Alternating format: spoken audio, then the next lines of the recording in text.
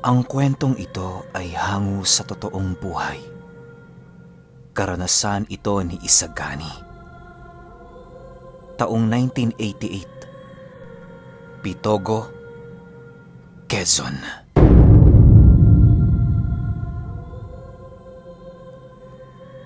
Itong mga panahong ito, kasalukuyang naninirahan ang pamilya ni Isagani sa Pitogo.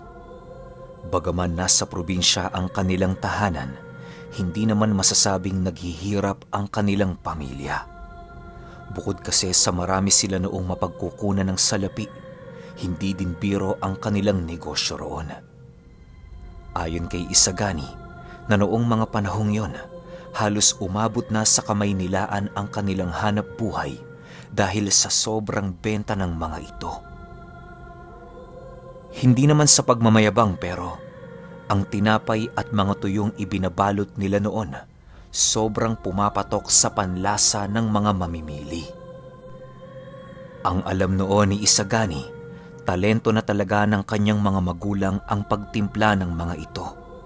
Kung kaya't madali silang nakakahakot ng hindi masukat na parokyano. Dahil sa ganoong kaganapan, kaya nabiyayaan sila ng isang marangyang pamumuhay. Sa ilang taong paninirahan doon nila Isagani, wala namang nangyaring kakaiba na hindi kapani-paniwala. Nagagawa niya pa noong maglakad ng 10 oras sa kanilang lugar para lamang bumili ng mga isasahog sa kanilang uulamin. Wala kasi silang oras mamili kapag umaga sa kadahilan ng napakarami nga nilang ginagawa. Sa pagdating ng buwan ng bakasyon, matindi na ang kanilang ginawang paghahanda upang makalikom ng kanilang mga paninda na siyang ilalako sa kalupaan ng Quezon. Sa loob ng 1 linggo, halos walang pahinga itong si Isagani at ang kanyang pamilya. Wala siyang iniisip na kung ano hanggang sa dumating ang puntong meron na siyang napapansing kakaiba sa kanyang ama. Ayon sa kanya, na habang nasa kasagsagan sila noon ng pagbabalot ng mga tinapay, bigla na lamang meron siyang nakitang nalaglag na isang pulutong ng uod sa ilalim ng upuan ng kanilang padre de pamilya. Pagsilip noon ni Isagani sa ilalim ng mesa, agad naman niyang nakita ang napakaraming uod na gumagapang. "Tay, ano ho yan?" Gulat na tanong ni Isagani. Ang alin anak? Wala yan. Bilis-bilisan mo na ang trabaho dyan. Marami pa tayong gagawin. Nangangatog na sagot ng kanyang ama. Kasabay ng pagwika nito ay siya namang mabilisang pag-apak ng kanyang ama sa pulutong ng uod na gumagapang sa lupa. Wala namang nagawa noon si Isagani kung hindi ang ipagsawalang bahala na lamang ang kanyang nakita. Anya na baka namamalikmata lamang siya noon dahil sa sobrang pagod na kanyang nararamdaman. Sa pagsapit ng gabi noong mismong araw, hindi niya nakita ang kanyang ama na dumalo sa kanilang hapagkainan. Ni ang kanyang ina noon, hindi rin nagpakita sa kadahilan ng marami umano itong ginagawa. Sa paglalim pa ng gabi, halos hindi niya magawang maramdaman ang pagdating ng kanilang mga magulang sa kanilang tahanan. Labis naman itong ikinabahala ni Isagani sa kadahilan ng yon ang unang beses na nangyari ang ganoong kaganapan. Kahit magdamag siya noong nagbantay, wala siyang naramdamang pumasok sa kanilang pamamahay. Kinaumagahan noong mismong araw, laking gulat na lamang niya nang masipat niya ang kanyang ama't ina na lumabas sa silid nito. "Nay, kailan pa kayo dyan? Magdamag ko kayong binantayan ah. Hindi ko man lang kayo naramdamang pumasok ng bahay." Bungad na wika ni Isagani pagsilay niya sa mga ito. Nang marinig ng kanyang ama ang kanyang sinabi, tumawa lang naman ito habang nagwiwika ng, Anak naman saan naman kami pupunta? Ikaw talaga. Kasabay ng pagwika nito ay siya namang pagtungo nilang mag-asawa sa kanilang hapagkainan upang magtimpla ng kanilang kape. Wala nang nagawa noon si Isagani kung hindi ang hayaan na lamang ang ganoong pangyayari. Sa paglipas pa ng ilang araw, ganon at ganon pa rin ang ginagawa ng kanyang mga magulang. Dahil sa mga kakaibang kilos nito, maging si Isagani noon, hindi na naiwasang magduda sa gawain ng kanyang mga magulang. Isang araw, nagkataon naman noong papasapit ang kapistahan ng kanilang baryo. Bale, yun din ang nagsisilbing dahilan ng mga bakasyonista upang dayuhin ang kanilang lugar. Hindi muna noon nagtrabaho si Isagani para naman kahit papaano magkaroon siya ng oras para sa kanyang sarili. Sa loob ng araw na yon, ginugol niya ang kanyang oras sa paglilibot sa baryo. May mga nakahalubilo siya noong mga dayo at iilang mga kababaryong naghahanap sa kanyang mga magulang. Sa pagpapatuloy ng kanyang paglalakad, tuluyan na nga siyang nadapo sa dulong parte ng kanilang baryo. Doon nakatira ang nag-iisang albularyo ng kanilang baryo na siyang tanungan ng marami kapag meron silang nararamdamang kakaiba sa kanilang sarili. Pagsilay ni Isagani sa lugar na yon, agad naman niya itong tinungo upang itanong sa albularyo ang kanyang mga kakaibang karanasan sa kanilang tahanan. Tao po! Lolo Ading? Tao po! May ginagawa ho ba kayo? Wika ni Isagani habang patuloy niyang kinakatok ang pintuan ng bahay nito. Ilang minuto pa ang lumipas, bigla namang bumukas ang pinto at kasabay nito ang pagbungad sa kanya ng albularyo na nagngangalang Ading. O iho, anong kailangan mo? Tanong ng albularyo. Lolo Ading, meron ho sana akong ipagtatapat sa inyo eh. Maaari ba akong pumasok sa bahay nyo para naman makapag-usap tayo? Sagot naman ni Isagani. Nang marinig ito ng albularyo, agad din naman siya nitong pinapasok ng walang pag-aalinlangan. Pagpasok ni Isagani sa sala, naghintay muna siya ng ilang sandali bago siya magsalita. Maya-maya pa, doon na humarap sa kanya ang albularyo habang naghihintay ng kanyang mga sasabihin. Lolo Ading, may alam ho ba kayong kakaiba sa mga magulang ko? Alam kong kilala niyo ho ang pamilya ko. Nitong mga nakaraan ho kasi, bibihira na lang silang umuwi sa aming bahay eh. Wika ni Isagani. Kasabay ng pagwika nito, ay siya namang paglahad niya ng mga kaganapan na kanyang naranasan. Ilang minuto pa ang lumipas, bigla namang napatahimik si Isagani nang masipat niya ang albularyong nakatitig lamang sa kanya habang hindi nagsasalita. Lolo Ading, may problema ho ba? Tanong ni Isagani. Kung gano'n nag-umpisa na pala silang gumalaw. Isagani, sa ngayon huwag mo munang ipapaalam ang mga nangyayari sa ibang tao. Manatili itong sikreto para magawa ko ang mga bagay na kinakailangan kong gawin bilang albularyo. Umuwi ka na. Tsaka ko na lang sa'yo ilalahad ang mga bagay-bagay. Sagot naman ni Lolo Ading.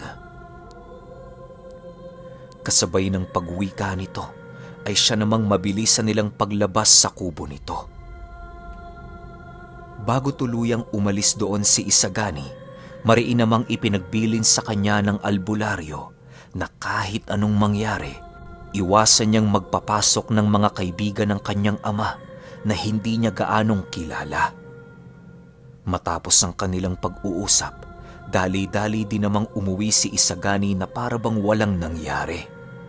Bagamat malabo pa sa kanya ang sitwasyon sa kanilang tahanan, pinili niya pa ring maging normal at kalmado sa lahat ng pagkakataon.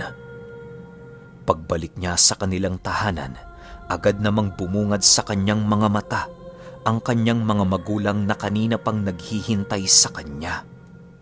Pagsilay ng mga yon, napansin niyang tuliro ang mga ito at para bang wala yun sa kanilang mga sarili. Tay, Nay, may problema ho ba? Bungad na wika dito ni Isagani. Kasabay ng kanyang pagsasalita ay siya namang pagtitig sa kanya ng masama ng kanyang ama. Bigla siya noong kinabahan sa kadahilanang nagagawa niya lamang masilayan ang ganoong pagtitig nito kapag meron siyang nagawang mali. Ilang minuto pa ang lumipas, agad namang natigilan si Isagani nang marinig niyang magwika ang kanyang ama ng, Saan ka pumunta? Di ba marami ka pa ditong gagawin? Tay, kapistahan ngayon sa baryo ah. Alangan namang ibuhos ko na lang ang oras ko sa pagtatrabaho. Bata pa ako, Tay. Marami pa akong gustong gawin eh. Sagot naman dito ni Isagani. Matapos itong marinig ng kanyang ama, bigla naman itong nagalit at walang sabi-sabi. Agad siya nitong hinataw ng isang kawayan na hawak-hawak nito. Wala nang nagawa noon si Isagani kung hindi ang pumasok ng padabog dahil sa mga nangyari.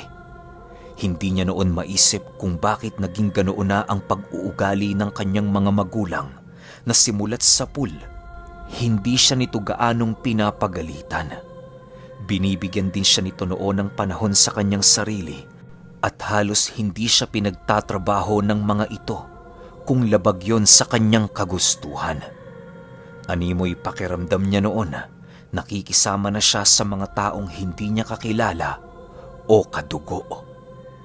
Sa pagsapit ng gabi noong mismong araw, hindi na nakalabas si Isagani sa kanila sa kadahilanang naging abala sila noon sa mga trabaho. Habang nagsasaya ang iba nilang mga kababaryo, sila naman halos magkanda-ugaga na sa kanilang mga trabaho. Lumipas pa noon ang isang buwan, tuluyan na nga siyang nasanay sa ganoong estado ng kanyang pamilya. Dahan-dahan na din niya noong nararamdaman ang pagkalugmok ng kanilang mga negosyo dahil sa kapabayaan ng mga ito. Paminsan-minsan, hindi na naiiwasang sumagot ni Isagani sa kanyang ama dahil sa mga padalos-dalos nitong desisyon para sa kanilang pamilya. Ang labis pa noong ipinagtataka ni Isagani, marami namang panauhing pumapasok sa kanilang pamamahay sa tuwing sumasapit ang gabi. Wala naman siyang lakas noon para suwayin ang nais ng kanyang ama, kung kaya't tanging pananahimik na lamang ang kanyang nagagawa. Dumarating na din noon sa punto na hindi na siya pinahihintulutang lumabas ng kanilang pamamahay na para bang ikinulong na siya ng mga ito. Dahil sa mga pangyayaring yon, napilitan na noong gumawa ng paraan si Isagani para muling makausap ang albularyo. Sa pagsapit ng panghuling araw ng Hulyo, doon na niya ginawa ang kanyang plano na tumakas. Hindi naman noon sumama sa kanya ang kanyang kapatid sa kadahilanang natatakot ito sa galit ng kanyang ama. Dahil sa nagkataong wala roon ang kanyang mga magulang, kung kaya't nagawa niyang maisakatuparan ang lahat ng kanyang binabalak. Paglabas niya sa kanilang pamamahay noon, agad din naman siyang tumakbo ng napakabilis patungo sa tahanan ng albularyo. Lolo Ading! Lolo Ading, andyan ho ba kayo? Wika ni Isagani pagdating niya sa bahay ng albularyo. Ilang minuto pa ang lumipas, agad naman siyang pinagbuksan ng albularyo at kasabay nito ang mabilisan niyang pagpasok sa loob ng bahay. O Isagani, bakit? May problema ba? Tanong ni Lolo Ading. Lo, hindi ko na kayang tiisin ang ginagawa ng mga magulang ko. Napakarami na hong nangyari. Magmula noong nag-iba ang kanyang pag-uugali. Paliwanag naman ni Isagani.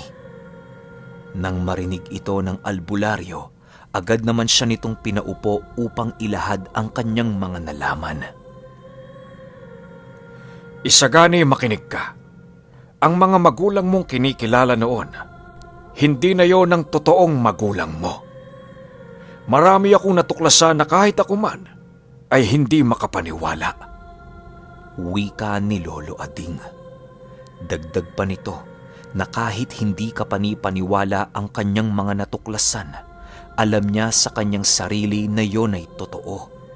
Nakadepende na lamang kay Isagani kung pipiliin niyang maniwala sa lahat ng kanyang sasabihin.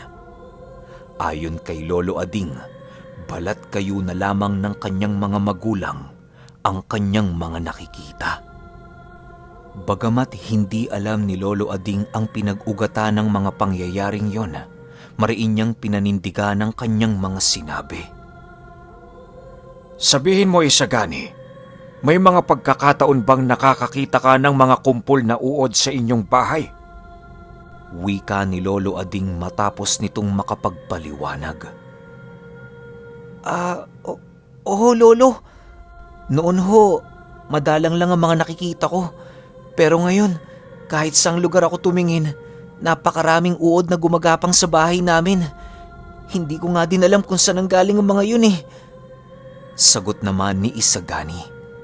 Kasabay ng pagwika nito ay siya namang paglahad niya kay Lolo Ading sa uri ng mga uod na kanyang nakikita. Ayon sa kanya, kulay puti ang katawan ng mga uod na gumagapang sa kanilang lutuan ng mga tinapay na nakarating na sa kanilang mga kwarto maging sa kusina.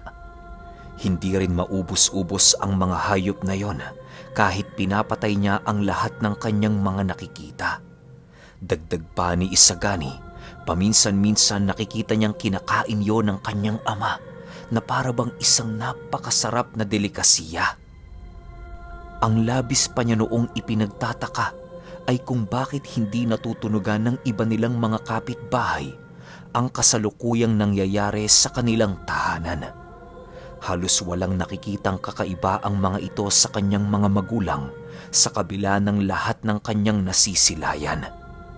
Matapos itong marinig ng albularyo, agad naman itong inilahad kay Isagani ang tungkol sa mga sabulag na maaaring ikinalat ng mga demonyo sa buong paligid. Sa pagtatapos ng kanilang pag-uusap, ibinili ni Lolo Ading kay Isagani na bumalik sa kanilang tahanan upang makipag-usap sa kanyang mga magulang. Gawin niya ang bagay na yon nang sa gayoy magawa ng albularyo ang mga kinakailangan nitong gawin upang mahulog sa patibong ang mga demonyo. Matapos itong marinig ni Isagani, agad naman siyang umuwi sa kanila na para bang walang nangyari. Pagpasok niya sa kanilang tahanan, agad naman niyang nadatna ng mga tuliro at nakatulala niyang mga magulang. Ang tatay niya noon, panay ang pagsilay sa kanilang kisame na para bang meron itong malalim na iniisip. Maya-maya pa, bigla naman siya nitong nakita at mabilisan ng mga itong lumapit sa kanya habang nagwiwika ng, Saan ka na naman ba nanggaling, Isagani? Hindi ba't ipinagbiling ko na bawal kang lumabas anumang oras sa bahay na to? Huwag mo kong hintayin na magalit. Baka hindi mo magustuhan ang gagawin ko sa'yo.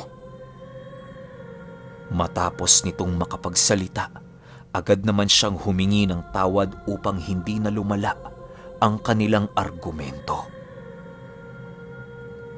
Ilang minuto pa ang lumipas, naglakas loob naman itong si Isagani na tanungin ang kanyang mga magulang ukol sa mga nangyayari. Tay, may problema ho ba kayo? Parang hindi ko na kasi kayo kilala eh. Tanong ni Isagani.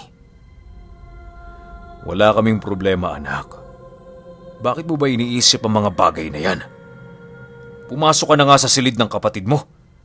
Mas lalong umiinit ang ulo ko dahil sa mga tanong mong yan. Sagot naman ng kanyang ama. Nang marinig ito ni Isagani, pinili na lamang niyang huwag kumibo at sundin na lamang ang nais nito. Sa pagsapit ng gabi, Maaga pa siya noong natulog sa kadahilanang marami pa siyang gagawin kinabukasan. Ilang oras pa ang lumipas, bigla naman siyang napabalikwas sa kanyang higaan nang marinig niya ang napakalakas na pagsigaw ng kanyang ama. Panay din ang pagwawala nito sa loob ng kanilang bahay na para bang meron itong kaaway. Dahil sa mga pangyayari, agad namang lumabas si Isagani para makita ang kasalukuyang sitwasyon ng kanyang ama. Maya-maya pa, bigla na lamang nanlaki ang kanyang mga mata nang masipat niya ang kanilang mga magulang na nakatuwad sa gitna ng kanilang sala. Pagsilay ng mga ito sa kanya, agad naman siya nitong sinugod habang patuloy na umaangil. Wala nang nagawa noon si Isagani kung hindi ang bumalik sa kanyang silid at mabilisang isara ang pintuan ng kanilang tahanan. Halos hindi na niya alam noon ang kanyang gagawin dahil sa takot na bumabalot sa kanyang buong katawan. Ilang minuto pa ang lumipas, bigla naman siyang natigilan nang marinig niyang nagpapabukas ng pintuan ang kanyang ama. Hindi naman ito sinunod ni Isagani sa kadahilanang alam niyang hindi siya namamalikmata noong mga oras na yon. Habang patuloy itong pinapakinggan ni Isagani, bigla namang nabaling ang kanyang pandinig sa labas ng kanilang bahay nang marinig niya si Lolo Ading na nagwiwika ng, Isagani! Isagani! Buksan mo ang bintana, bilisan mo! Kasabay ng pagwika nito ay siya namang patuloy nitong pagkatok sa bintana ng kanyang silid. Pagbukas ni Isagani ng kanyang bintana, agad namang bumungad sa kanyang mga mata ang pagmumuka ng matanda. Meron itong daladalang sulo at isang napakatalas na tabak. Nang akmang kukunin na ni Isagani ang kanyang kapatid, agad naman siyang natigilan nang marinig niyang magwika si Lolo Ading ng, Isagani! Hayaan mo na yan! Hindi na yan ang iyong kapatid! Nang marinig ni Isagani ang sinabi nito, mabilis na naman niyang tinungo ang kanyang kapatid upang maisama sa kanilang pagtakas. Subalit paghawak niya sa kamay nito, laking gulat na lamang niya nang bigla niyang masilayan ang malademonyo nitong mga mata. Unti-unting ngumisi noon ang kanyang kapatid at nag-aambang kakagatin siya nito sa leeg. Nang masipat naman ito ni Lolo Ading, mabilis na naman niyang binatuyo ng kanyang sundang ng walang pagdadalawang isip. Halos bumaon yon sa ulo ng kapatid ni Isagani na siyang mabilis na naman itong ikinamatay. Matapos ang mga pangyayari, agad din naman niyang tinungo ang bintana ng kanyang silid at walang pagdadalawang isip na ito ay talunin. Pagkalabas ni Isagani, mabilis na naman silang kumaripas ng takbo patungo sa tahanan ng albularyo. Pagdating nila sa bahay nito, agad din naman itong inilahad ang lahat ng bagay na kanyang nalaman. Ayon kay Lolo Ading, isa umanong uri ng balbal ang mga nilalang na nasa katawan ng kanyang mga magulang. Tinatawag itong mga manlulubong sa kadahilanang ang ginagawa nito sa mga totoong katawan ng kanilang mga nabibiktima ay inililibing sa mga punong nasa pugad nila. Kapag naisagawa na nila ang ganoong sistema, isang gabi lamang ang kinakailangan nilang hintayin upang makumpleto ang kanilang pagpapalit ng anyo. Magiging kawangis nila ang mga napaslang nilang ordinaryong tao na siyang kanilang gagamitin upang mas lalo pang kumalat ang kanilang lahi. Nang marinig ito ni Isagani, doon na mas lalong nagkadugtong-dugtong ang mga nasilayan niyang pangyayari. Kung tama ang sinabi ni Lolo Ading, maaaring yon ang rason kung bakit hindi nakakauwi ang kanyang mga magulang sa tuwing sasapit ang gabi. Dagdag pa ni Lolo Ading, kaya hindi siya nagawang mayanggaw ng mga ito sa kadahilanang noong mga araw na bumisita siya sa tahanan ng matanda, nagawa siya nitong mabauna ng mga pangontra sa kanyang buong katawan. Sa pagpapatuloy ng kanilang pag-uusap, doon din nalaman ni Isagani ang mga rason kung bakit nag-iisang albularyo lamang sa baryong yon si Lolo Ading. Anya, marami na umano silang naninirahan doon, subalit dahil sa pamiminsala ng mga manlulubong, kung kaya't pa isa-isa silang nalagas. Marami din ang tumakas sa kanilang baryo para lamang makapagsimulang muli sa lugar na hindi piniperwisyo ng ganoong uri ng nilalang. Sa ilang araw na pananatili ni Isagani sa tahanan ni Lolo Ading, hindi na niya nagawang masilayan ang kanyang mga magulang. Nalaman na lamang niya noon na tuluyan ng tumigil ang kanilang panaderya nang sa hindi malamang dahilan. Isang buwan pa ang lumipas, nagpaalam na itong si Isagani kay Lolo Ading naluluwas na siya ng Maynila. Sa pag-alis niya, dinala niya ang lahat ng kanyang mga alaala noong mga panahong kasama niya pa ang kanyang pamilya. Mahirap man itong tanggapin para kay Isagani, subalit kinakailangan niyang ipagpatuloy ang kanyang buhay alang-alang sa magandang hinaharap. Bago siya tuluyang lumisan sa bahay ng albularyo, muli siyang nagpasama dito pabalik sa kanilang dating tahanan. Pagsilay sa kanya noon ng kanilang mga kababaryo, halos kitang-kita ni Isagani ang labis na pagkagulat sa mga mata nito. Isagani? Hindi ba't kapapasok mo lang sa inyong bahay? Paano ka napunta dito sa labas? Tanong ng isa nilang kapitbahay. Matapos niyang marinig ang sinabi nito, mabilisan naman siyang lumayo at tuluyan ng binagtas ang daan patungo sa terminal ng mga sasakyan. Dahil sa pangyayaring yon, nasisiguro niyang buhay pa rin ang mga manlulubong at kasalukuyan itong pinamamahayan ang dati nilang tahanan.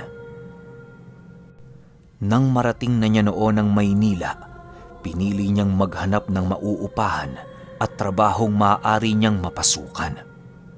Kahit papaano, naging matiwasay naman doon ang kanyang trabaho at hindi naglaon ay nagawa na rin niyang makapagtayo ng sarili niyang pamilya. Sa paglipas ng panahon, patuloy pa ring bumabalik sa alaala ni Isagani ang isang nakakakilabot niyang karanasan tungkol sa mga nilalang na tinatawag na manlulubong.